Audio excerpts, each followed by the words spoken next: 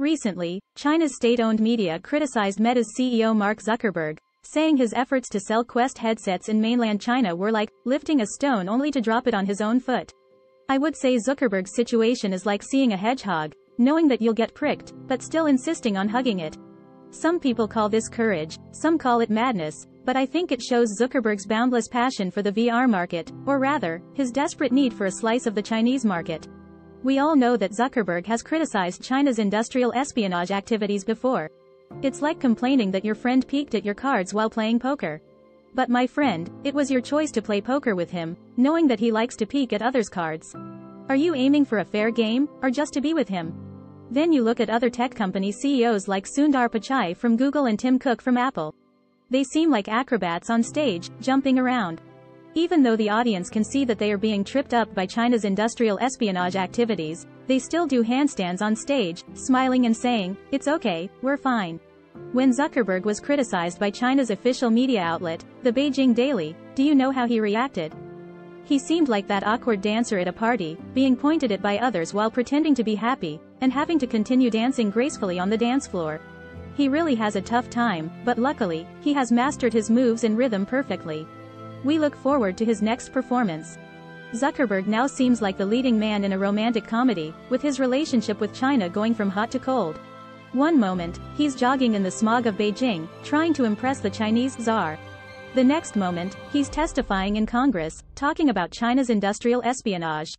It's almost like a young boy in the throes of his first love, with a girl who constantly responds coldly, hurting his heart.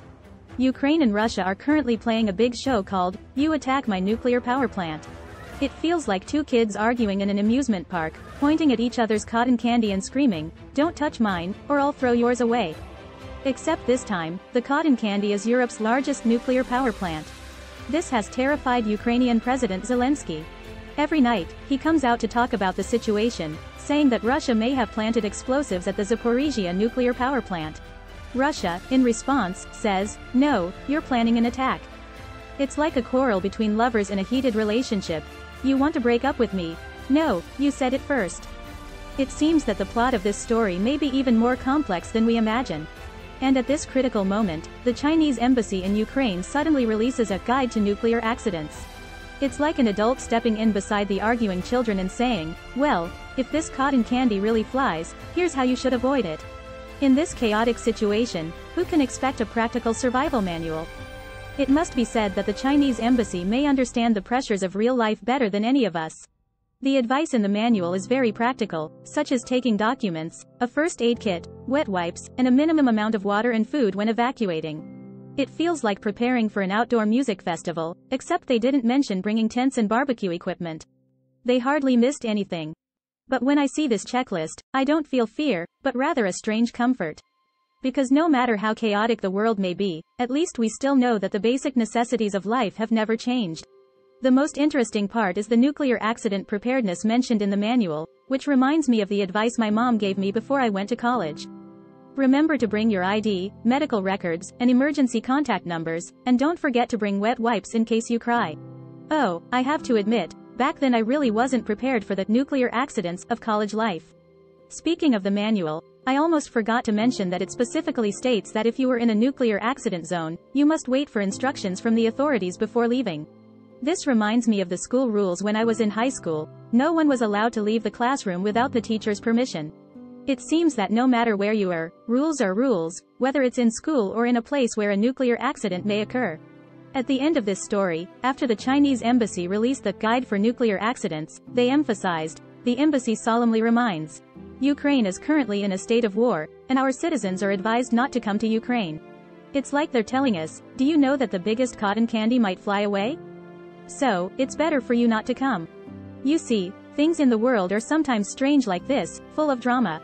Just like this big show, no matter who ultimately wins, no matter if the cotton candy flies or not, what I want to say is that life is always full of challenges.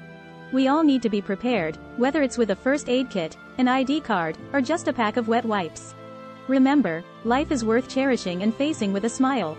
The stock price of Manfred Singapore International School rose 216% last year and 75% this year. It's the highest increase among global education service companies.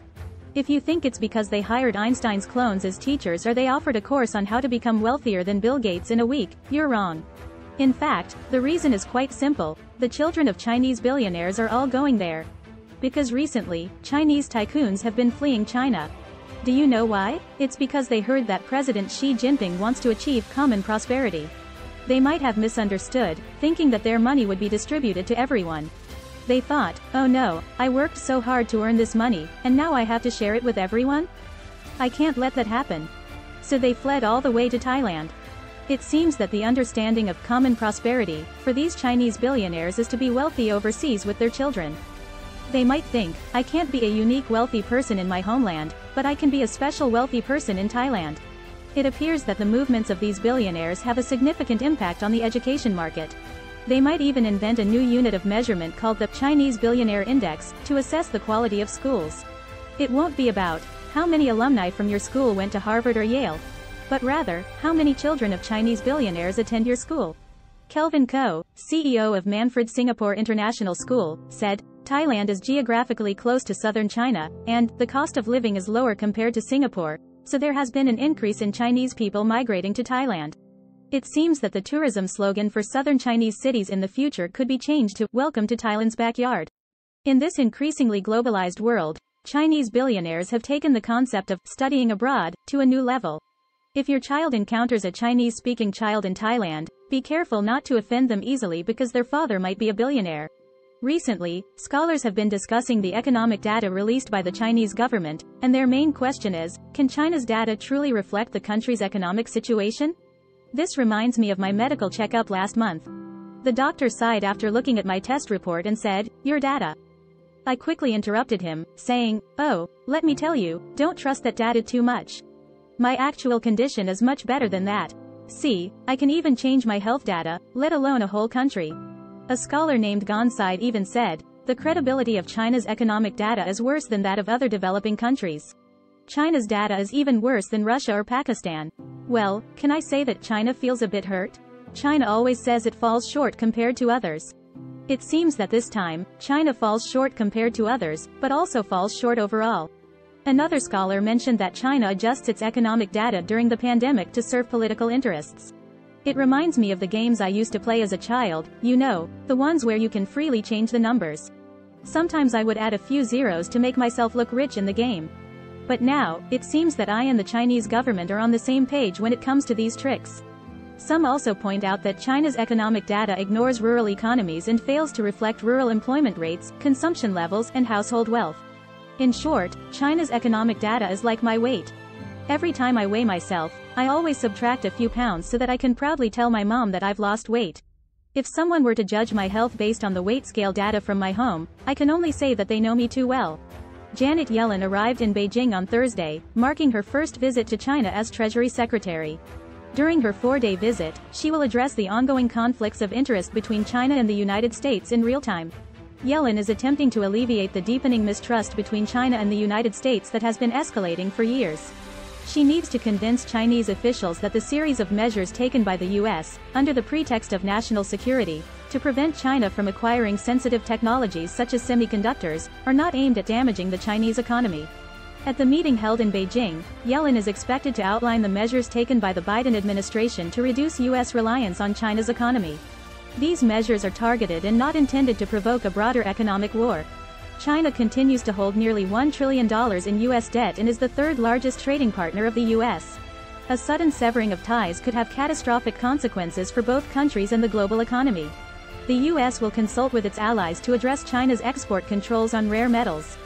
Following China's announcement of export controls on gallium and germanium, two important raw materials in the semiconductor industry, the U.S. Department of Commerce spokesperson stated on the 5th of this month that the U.S. strongly opposes these export controls.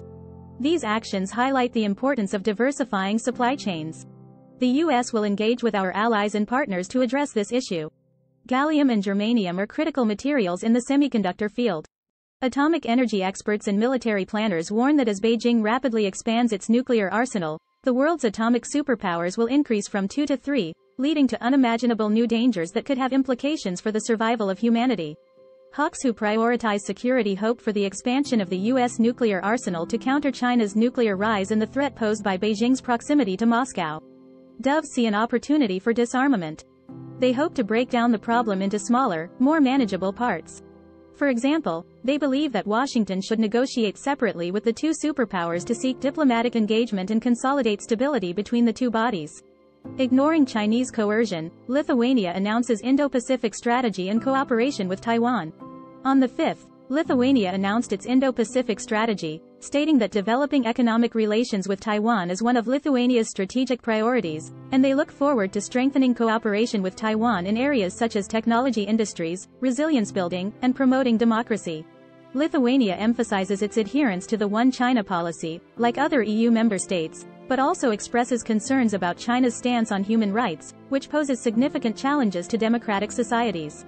Australian Prime Minister Albanese expressed concern and disappointment on the 5th regarding the arrest warrants issued by the Hong Kong authorities for two individuals, Ray Wong Toi Young and Alex Chow, who are currently in Australia. He described it as unacceptable. Albanese stated that Australia will cooperate with China as much as possible, but the two countries hold different views on human rights and other issues. Albanese said that Australia opposes these actions by China and opposes the detention of moderator Cheng Lai without proper procedures. 4 Hong Kong men have been arrested on suspicion of endangering national security. On the 5th, the Hong Kong Police National Security Department arrested 4 men, including former chairman of Demosisto, Joshua Wong, on charges of endangering national security. The police conducted a raid on a unit at the Kwai Chung Industrial Center, seizing a large number of documents. They allege that Joshua Wong and others used company accounts and social media platforms to raise funds in support activities that endanger national security by overseas exiled individuals. As the Hong Kong National Security Department issues arrest warrants for Hong Kong Democratic Council's Executive Director Guo Fengji and 7 other exiled Hong Kong individuals, the Hong Kong Democratic Council released a report titled, Revealing the Hong Kong Government's Reverse Lobbying in Washington, exposing the Hong Kong government's lobbying activities in the United States. The report claims that the Hong Kong government has spent millions of dollars manipulating American politics, media, and civil society, while arresting Hong Kong human rights advocates under the pretext of colluding with foreign forces.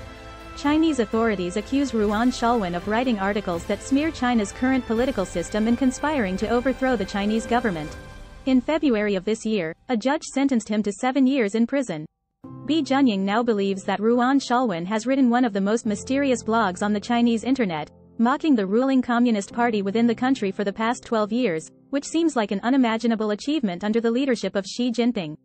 The Chinese Ministry of Public Security recently announced the results of a special campaign to crack down on online rumors, including the closure or banning of over 10,000 online accounts, and listed 10 typical cases of spreading rumors. Some commentators believe that the reason for the authorities' crackdown on online rumors is due to the sluggish economy and social instability, attempting to maintain stability by clearing the internet. In the early hours of July 6, 1998, as Cathay Pacific Flight CX-251 departed for London, the navigation lights at the Kai Tak International Airport in Hong Kong were turned off for the last time, marking the retirement of this city airport with over 60 years of history that had facilitated Hong Kong's economic growth. According to data from FactSet, the onshore Chinese yuan has depreciated by approximately 4.8% since the beginning of this year. Researchers say that the weakness of the Chinese yuan has reached a level that the People's Bank of China considers excessive, so they have started intervening and sending clear signals to control the depreciation of the currency. The family of popular singer Coco Lee confirmed in a statement that she died on July 5 at the age of 48. Coco Lee, also known as the Dancing Queen, was born in Hong Kong and rose to fame at the age of 18. She gained international recognition for her song, A Love Before Time, in the movie, Crouching Tiger, Hidden Dragon, and for voicing the character Mulan in the Disney film. Coco Lee was the first Chinese singer to break into the American music industry, release English albums, and perform at the Academy Awards. Around 20 cities in China have been affected by floods this week, with Chongqing experiencing severe flooding that has resulted in over 10 deaths. Many regions have also been facing temperatures exceeding 38 degrees Celsius. Analysts suggest that extreme weather conditions may last longer this summer and autumn season worldwide. At 7 a.m. local time today, Beijing issued a red-level heatwave warning, the highest level in the 3-tier warning system. According to the official newspaper, Beijing Daily, it is expected that most areas of Beijing will see temperatures exceeding 40 degrees Celsius. Inner Mongolia, Shaanxi, and parts of Shandong in the central and eastern regions of North China have also issued orange-level heatwave warnings. Hello everyone, I'm your news anchor Yali, here to provide you with a one-stop service for news related to China. Feel free to leave comments in the comment section, and we will carefully read and respond to your comments. Remember to like, share, and subscribe to our channel. We'll see you in the next episode. Take care everyone.